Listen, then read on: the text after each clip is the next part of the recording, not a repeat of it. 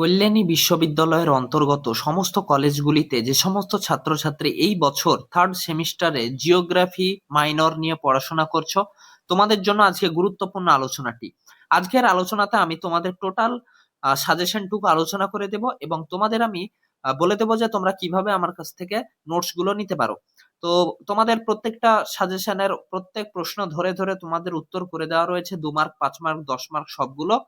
তো তোমাদের এই পিডিএফটা যদি নিতে চাও তাহলে তোমরা এই কন্ট্যাক্ট নাম্বার 7029749661 এটাতে মেসেজ করতে পারো এবং সেখানে তোমাদের আমি বলে দেবো, দিয়ে তারপরে তোমরা পেমেন্ট করে 150 রুপিস পেমেন্ট করে তোমরা নোটসটা নিয়ে নিতে পারো। তো তারপরে সেটাকে তোমরা পড়তে পারো। তো তোমাদের সহজ ভাষায় নোটস আছে এবং তোমাদের এখান থেকে তোমরা সমস্ত প্রশ্ন কমন পেয়ে যাবে, 2 মার্ক, 5 মার্ক, 10 মার্ক। তো চলো দেখি আজকের প্রশ্নগুলো, যে কোন কোন প্রশ্ন তোমাদের সাজেশনে রাখা হয়েছে। তো প্রথম 2 মার্কের প্রশ্ন হচ্ছে, 2 মার্ক গুলো প্রথমে আলোচনা করব, তারপর 5 মার্ক, তারপর 10 মার্ক। তো 2 মার্কের প্রশ্ন থেকে প্রথম প্রশ্ন হচ্ছে জাতি সত্তা বলতে কি বোঝো। 2 নম্বর প্রশ্ন হচ্ছে সাংস্কৃতিক ব্যাপন বলতে কি বোঝো। 3 নম্বর প্রশ্ন হচ্ছে সাংস্কৃতিক অঞ্চল বা ক্ষেত্র বা সাংস্কৃতিক রিলমস এর মধ্যে পার্থক্য লেখো। 4 নম্বর হচ্ছে লিঙ্গ অনুপাত কি। 5 নম্বর হচ্ছে জলবিন্দু বসতি এবং শুষ্ক বিন্দু বসতি বলতে কি বোঝো। 6 নম্বর হচ্ছে ভারতীয় আদমশুমারি অনুযায়ী পৌর বসতির সংজ্ঞা দাও। 7 নম্বর হচ্ছে পরিব্রাজন কাকে বলে। 8 নম্বর হচ্ছে অভিবাসন বা প্রবাসন বলতে কি বোঝো। 9 নম্বর হচ্ছে মেধা প্রবাহ এবং মেধা লাভ বলতে কি বোঝো। 10 নম্বর হচ্ছে অভ্যন্তরীণ এবং আন্তর্জাতিক পরিব্রাজন কি। 11 নম্বর হচ্ছে পরিব্রাজনের পুশ এবং পুল ফ্যাক্টর কি। গ্রামীণ বসতির বিভিন্ন প্রকারভেদগুলির নাম উল্লেখ করো। গ্রামীণ বসতির বিভিন্ন প্যাটার্নগুলি বা ধরনগুলির নাম উল্লেখ করো। গ্রামীণ বা পৌর বসতির মধ্যে দুটি পার্থক্য লেখো। পৌর বসতি বা নগর বা শহরের কার্যকারিতার ভিত্তিতে শ্রেণীবিভাগগুলির নাম লেখো। জনসংখ্যা বিবর্তন বা সংক্রমণ বলতে কি বোঝো।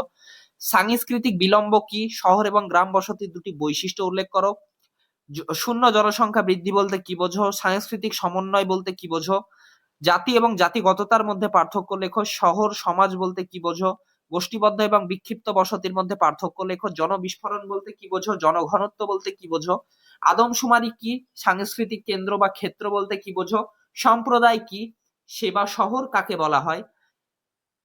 ভারতের প্রধান জাতিগোষ্ঠীগুলি চিহ্নিত করো। সাংস্কৃতিক বৈচিত্র্যের সংজ্ঞা দাও। নিম্ন জনসংখ্যা এবং অতি জনসংখ্যা বলতে কি বোঝো। তো তোমাদের এই টোটাল 32টা প্রশ্ন 2 মার্কের জন্য ডাইরেক্ট আসবে এবং ইনডাইরেক্ট ভাবে 10 মার্ক, 5 মার্ক থেকে 2 মার্কের প্রশ্ন কোনো একটা তুলে দিয়ে দিতে পারে। তো সেগুলো তোমাদের জন্য খুব সহজ হবে যদি তোমরা 10 এবং 5 মার্ক গুলো সমস্ত পড়ে যাও, তাহলেই তোমরা সব প্রশ্ন কমন পেয়ে যাবে। তো প্রথম প্রশ্ন হচ্ছে, ভারতের কোন কোন অঞ্চলে গন্ড উপজাতির বসবাস রয়েছে। এই উপজাতির আর্থ-সামাজিক অবস্থা এবং সাংস্কৃতিক বৈশিষ্ট্য সম্বন্ধে বিস্তারিত আলোচনা করো। ঠিক এটা 5 বা 10-এর জন্য আসতে পারে। ঠিক একই ভাবে 2 নম্বর প্রশ্ন হচ্ছে সাঁওতাল উপজাতি, 3 নম্বর হচ্ছে টোডা উপজাতি, 4 নম্বর হচ্ছে খাসি উপজাতি। তোমাদের চারটেই পড়ে যেতে হবে, কিছু করার নেই, এই চারটেই তোমাদের পড়তে হবে, কারণ এখান থেকে যে কোনো একটা প্রশ্ন চলে আসতেই পারে। এবার 5 নম্বর প্রশ্ন হচ্ছে পরিব্রাজনের সংজ্ঞা দাও। পরিব্রাজনের বিভিন্ন প্রকারভেদগুলি কারণ সহ উল্লেখ করো। 10 বা 5 প্রত্যেকটা প্রকারভেদগুলি 2 মার্কের জন্য বা 5 মার্কের জন্য পড়তে হবে। তো এখানে বুঝতে পারছো তোমাদের 2 মার্ক গুলো বললাম ইনডাইরেক্ট কিভাবে আসতে পারে। তো এই দেখো এভাবে তোমাদের আসতে পারে। 6 নম্বর প্রশ্ন হচ্ছে জনবিবর্তন মডেলের বিভিন্ন পর্যায়গুলি সম্বন্ধে আলোচনা করো।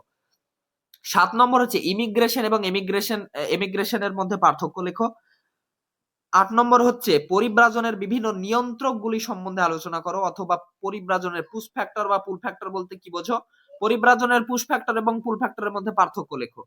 9 নম্বর হচ্ছে গ্রামীণ বসতির বিভিন্ন প্রকার এবং প্যাটার্ন গুলি সম্বন্ধে আলোচনা করো।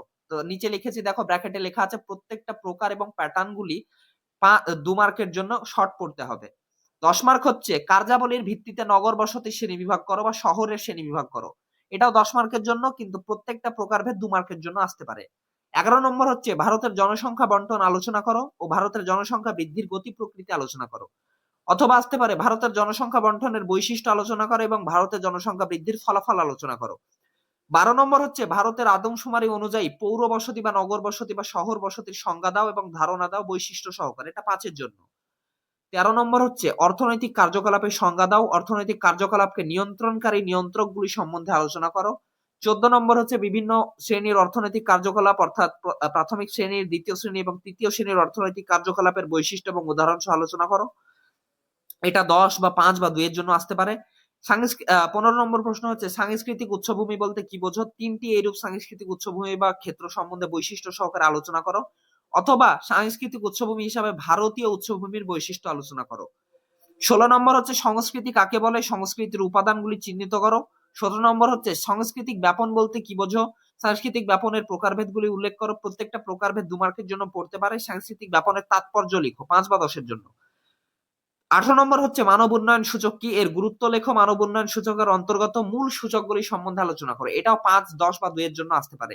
তো এগুলোই হচ্ছে তোমাদের প্রশ্ন। এবার কয়েকটা এটা একটা উত্তর তোমরা দেখে নাও। এই উত্তরগুলো দেখলে বুঝতে পারবে যে তোমাদের প্রশ্ন কেমন ভাবে মানে কেমন এই পিডিএফ এর মধ্যে উত্তর রয়েছে। তো ভূমিকা দিয়ে রেখেছি গন্ড উপজাতি হলো ভারতের অন্যতম বৃহৎ উপজাতি গোষ্ঠী, প্রধানত মধ্য ভারতের বিভিন্ন অঞ্চলে এদের বসবাস।